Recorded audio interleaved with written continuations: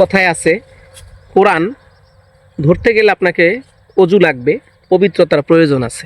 কিন্তু কোরআন পড়তে গেলে আপনি পবিত্রতা বা আপনার অজুর খুব বেশি প্রয়োজন নাই। কারণ সমুদ্রে ভাসতেছেন, ওইখানে আপনি একটি দোয়া পড়বেন, বিপদ থেকে মুক্তির জন্য পড়বেন, ওই মুহূর্তে আপনার ওই রকমটা আমার আল্লাহ তাআলা অনেক জায়গায় আপনাকে ক্ষমাসুলভ দৃষ্টিতে আপনার সুযোগ করে দিয়েছেন। ঠিক তদুপরি আমার একজন কৃষক ভাইয়ের চাষাবাদের মধ্যে সব ফসলের জন্য যে চাষের প্রয়োজন হয় না, জমিটা চাষ করতে হয় না, তারই সুনিদর্শন আমার একটা প্রজেক্টের মাধ্যমে আপনাকে দেখাইতেছে। দেখেন, এই পাশেও একটা সরিষার জমিন, এই পাশেও একটা সরিষার জমিন।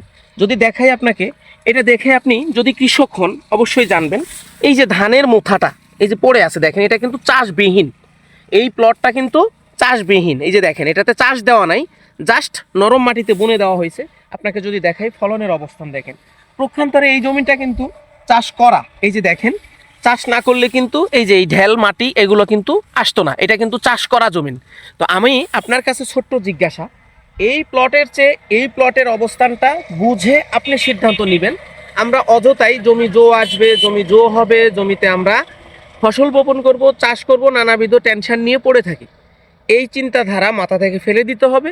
এবং কিছু কিছু ফসল আছে যেটা আমরা চাষবিহীন করতে পারি, ফসলগুলো খুঁজে সংগ্রহ করবেন এবং ওই মোতাবেক আপনি ফসল করবেন, কৃষিতে সমৃদ্ধি ফিরাবেন, এ প্রত্যাশাই রইল আমার। ধন্যবাদ।